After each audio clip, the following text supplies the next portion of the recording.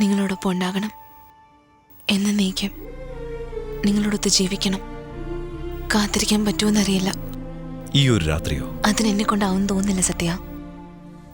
എൻ്റെ ഒരു പകുതി നിങ്ങളോടൊപ്പം ഉണ്ട്, ബാക്കി പകുതി ഞാനും എത്താം. ഞങ്ങളെ രണ്ടുപേരെയും കൂട്ടിക്കൊണ്ടു പോകൂ. അതെ, വേണ്ട. അച്ഛൻ എപ്പോഴും ഉറങ്ങിക്കഴിഞ്ഞു.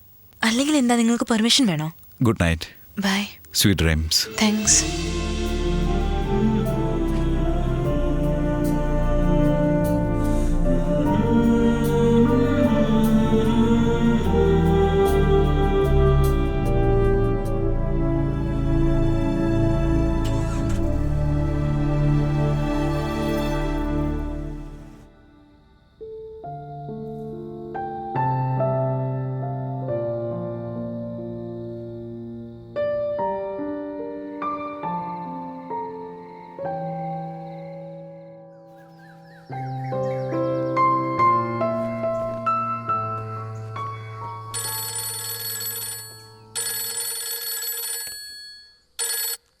ഹലോ.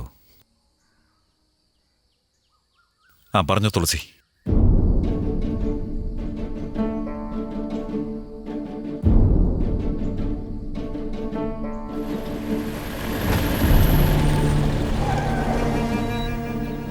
ഇഷമോളെ, ഞാൻ വരുന്നവരെ വണ്ടി ഇരിക്കണം, റൈറ്റ്? ഞാൻ വേഗം വരാം.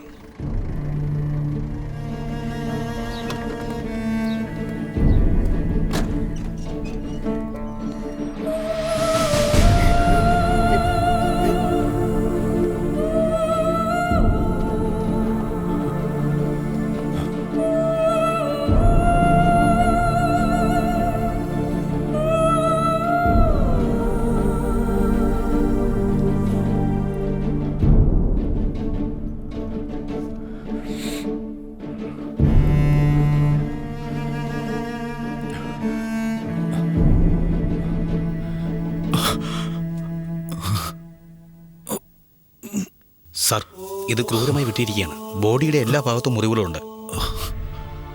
ഇവരുടെ അച്ഛൻ്റെ ബോഡിയിലും ആഴത്തിലുള്ള മുറിവുകളുണ്ട്. അയാളുടെ മൃതദേഹം വലിച്ചഴച്ച് ഇവിടെ കൊണ്ടിട്ടിരിക്കുന്നു.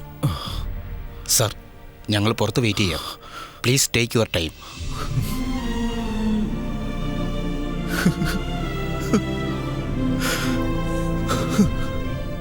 എൻ്റെ ഒരു പകുതി നിങ്ങളോടൊപ്പം ഉണ്ട്.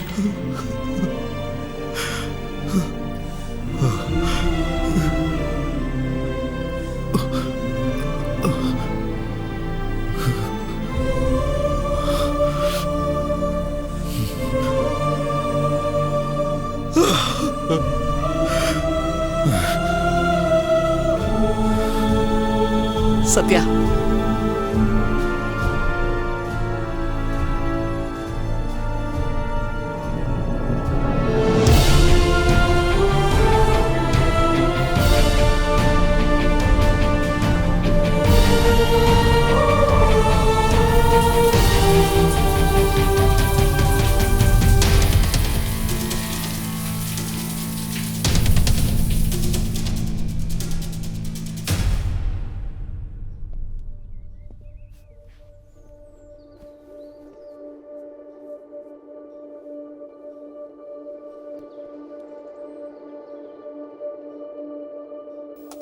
അമ്മയുടെ അടുത്ത് പോകണം.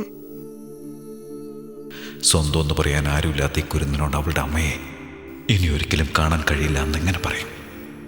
ഇവക്കതെങ്ങനെ മനസ്സിലാക്കി കൊടുക്കും?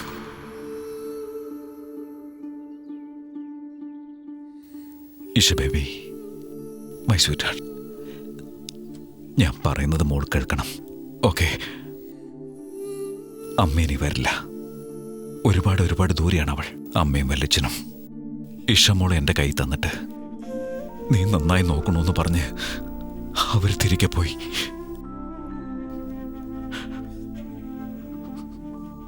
എൻ്റെ അടുത്ത് പറഞ്ഞില്ലല്ലോ.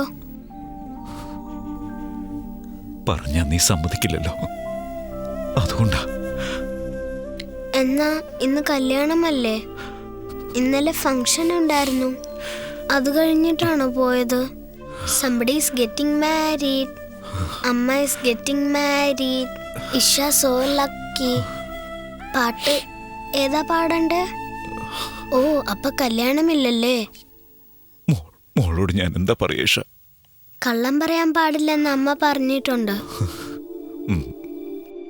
കല്യാണം നടക്കില്ല മോളെ. അമ്മ വരില്ല, ഇനി ഒരിക്കലും വരില്ല.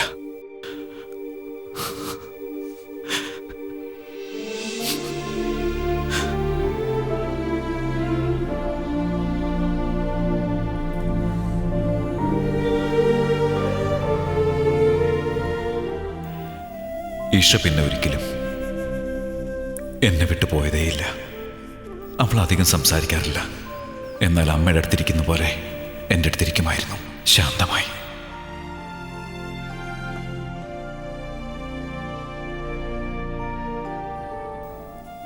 എൻ്റെ ഹേമാനികയെ കൊന്നതാരാണെങ്കിലും അവനെ കണ്ടുപിടിച്ച് തീർക്കണമെന്നായിരുന്നു എൻ്റെ മനസ്സിലെ. എന്നാൽ ഇഷയെ ഉപേക്ഷിച്ച് പോകാൻ എനിക്ക് കഴിഞ്ഞില്ല. പോകാൻ പാടില്ലെന്ന് എൻ്റെ മനസ്സ് പറഞ്ഞു. ഹേമാനിക ഒരിക്കലും അവളെ തനിച്ചാക്കിയിട്ട് പോയിട്ടില്ല. ഏതു നേരവും അവളുടെ കൂടെ തന്നെ.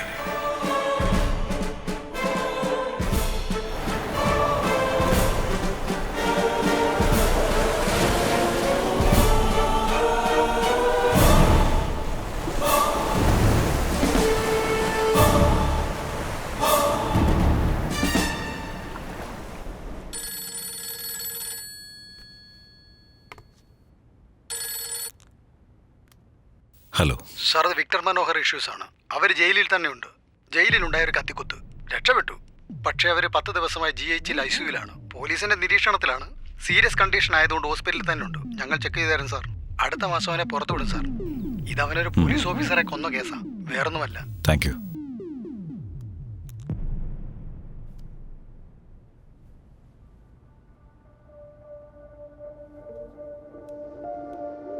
എന്തുപറ്റി? പേടി തോന്നുന്നുണ്ടോ? ഞാനില്ല ഇവിടെ, ഉറങ്ങിക്കോ.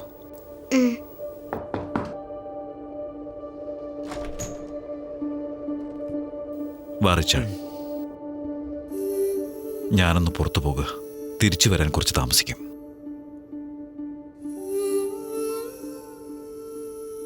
ശ്രദ്ധിച്ചോളണം.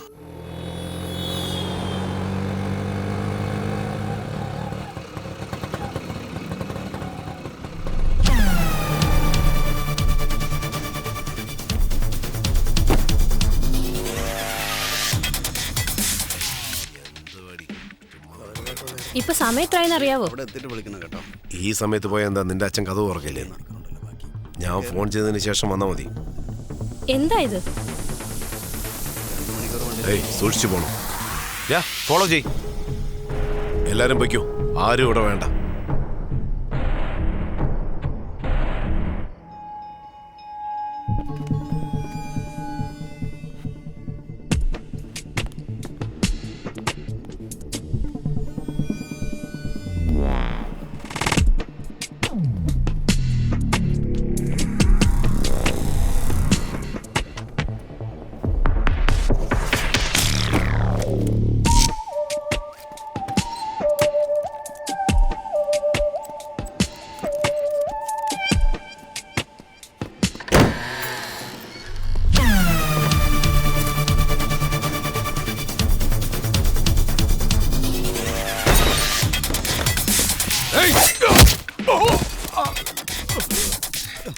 നിന്റെ ദേഷ്യം എന്നോടോ?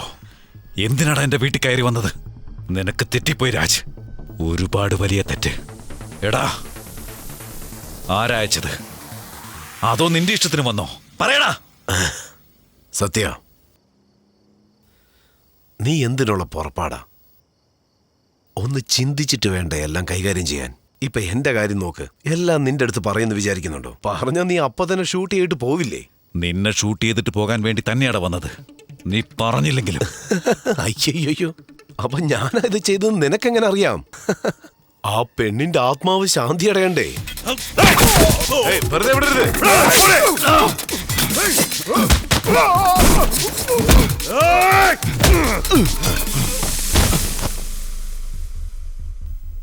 ഹായ്. സത്യ എവിടെ? ആരാ ആദ്യം ചത്തു വീഴുന്നെന്ന് നമുക്ക് കാണാം. അവസാനം ഞാൻ ചെയ്തത് വലിയ തെറ്റ്. അന്ന് ഗോൾഡൻ രാജ് ദേഷ്യപ്പെട്ടപ്പോ എല്ലാ വിഷയങ്ങളെയും ഞാൻ മറക്കേണ്ടതായിരുന്നു. എന്നെ കാത്തിരിക്കുന്ന ഇഷയെ ഞാൻ ഓർത്തില്ല. അവളുടെ ഭാവിയെക്കുറിച്ച് പോലും ചിന്തിക്കാതെ ഞാൻ ഇറങ്ങി. അത് വലിയ തെറ്റായിപ്പോയി. എൻ്റെ ജീവിതം വീണ്ടും മാറിയൊരു ദിവസം. നിന്റെ എല്ലാ കാര്യങ്ങളും എനിക്ക് നന്നായി അറിയാം. നിന്റെ ആളുണ്ടല്ലോ, ആ പെണ്ണിനെ പറ്റി എനിക്കറിയാം. അവിടെ കൊച്ചിനെ പറ്റി എനിക്കറിയാം. ആ പെണ്ണിന്റെ കൊലപാതകവുമായി എനിക്ക് എന്തെങ്കിലും ബന്ധമുണ്ടോന്ന് അറിയാൻ വേണ്ടി നീ നിന്റെ ആൾക്കാരെ ഏൽപ്പിച്ചു. അത് ഞാൻ മറന്നിട്ടില്ല. എല്ലാം നീ അവസാനിപ്പിച്ചിട്ട് നീ ഇപ്പൊ ഇവിടെ വന്നു. സിറ്റിയിലെ നക്ഷത്ര ഹോട്ടലിൽ താമസം. ഇപ്പൊ എന്നെ അന്വേഷിച്ച് വന്നിരിക്കുന്നു. നിന്റെ വരവ് ഞാൻ പ്രതീക്ഷിച്ചിരുന്നു. നിന്നെക്കുറിച്ച് സകലതും എനിക്കറിയാം സത്യദേവ്. ഇതെല്ലാം പറഞ്ഞത് നിന്റെ ഒരു കൂട്ടാളിയാണ്. അവൻ ആരാണെന്ന് ഞാൻ ഒരിക്കലും പറയില്ല. നീയും ചോദിക്കില്ലെന്നറിയാം. കാരണം നീ ഒരു ജെന്റിൽമാനാ. എന്നാ പിടിച്ചോ. എന്നാ കേട്ടോളൂ. ആ കുരുന്നിനെ കൊന്നിട്ട് നിന്നെ കരയിപ്പിക്കാമായിരുന്നു. അതൊരു ചെറിയ കാര്യമാണ്. പക്ഷെ അതെന്റെ സ്റ്റൈലല്ല. നീ മരിക്കണം സത്യദേവ്. നീ മരിക്കും. നിന്റെ മരണം എന്റെ കൈ കൊണ്ടാണെന്ന് ഓർത്ത് നീ നീറിച്ചാകണം. അതാണ് എന്റെ സ്റ്റൈല്. ഇപ്പൊ സമയമായി.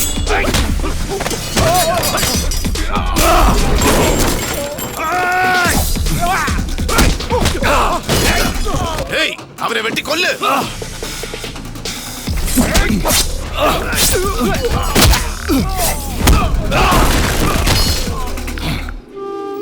എവിടെ പോയതായിരുന്നു?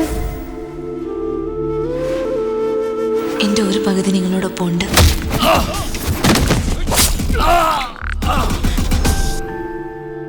Go to sleep.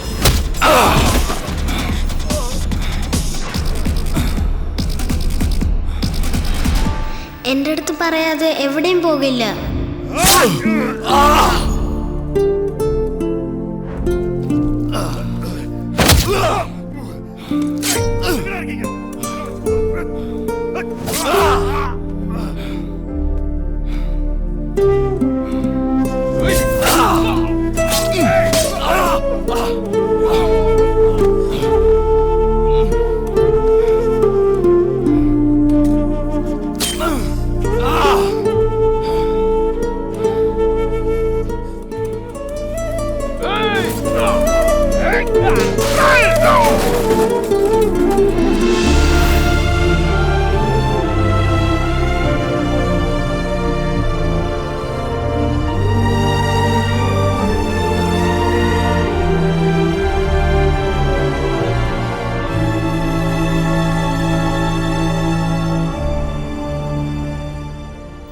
കണ്ണടച്ചപ്പോൾ എനിക്ക് തോന്നി അവളുടെ പാതിയല്ല, അവൾ മുഴുവനായിട്ടും എൻ്റെ കൂടെ തന്നെയുണ്ടെന്ന്.